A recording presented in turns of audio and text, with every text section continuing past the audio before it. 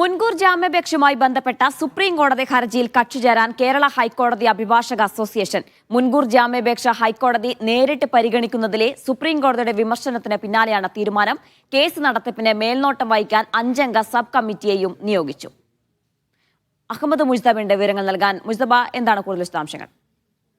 നേരത്തെ സെഷൻസ് കോടതികളെ സമീപിക്കാതെ ജാമ്യാപേക്ഷകളുമായി നേരിട്ട് ഹൈക്കോടതിയിൽ വരുന്നതിനെ അന്ന് സുപ്രീം കോടതി വളരെ വിമർശനാത്മകമായ സമീപനം ഉണ്ടായിരുന്നു. ആ വിഷയത്തിൽ കേരള ഹൈക്കോടതി രജിസ്ട്രാർ ജനറലോട് സുപ്രീം കോടതി വിശദീകരണം തേടുകയൊക്കെ ചെയ്യുന്നൊരു സാഹചര്യം ഉണ്ടായിരുന്നു.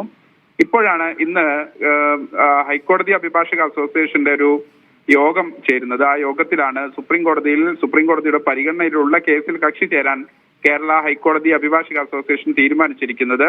അത് സംബന്ധിച്ച് ഇന്നത്തെ ജനറൽ ബോഡി യോഗം ഒരു പ്രമേയവും പാസാക്കിയിട്ടുണ്ട്. ഒപ്പം തന്നെ ഈ കേസ് നടത്തിപ്പിന് മേൽനോട്ടം വഹിക്കുന്നതിന് വേണ്ടി 5 അംഗ സബ് കമ്മിറ്റിയെ രൂപീകരിച്ചു. അഭിഭാഷകരായ S Rajeev, MP Madhavankutty, PUC M Kottam, Ranjith Marar എന്നിവർ ഉൾപ്പെടുന്ന ഒരു കമ്മിറ്റിയാണ് നിയോഗിച്ചിരിക്കുന്നത്. ഒപ്പം തന്നെ സുപ്രീം കോടതിയിൽ കേസ് നടത്തുന്നതിന് വേണ്ടി ഒരു സീനിയർ അഭിഭാഷകൻ കൂടി ഉൾപ്പെടുത്തുമെന്നും ആ പ്രമേയത്തിലുണ്ട്.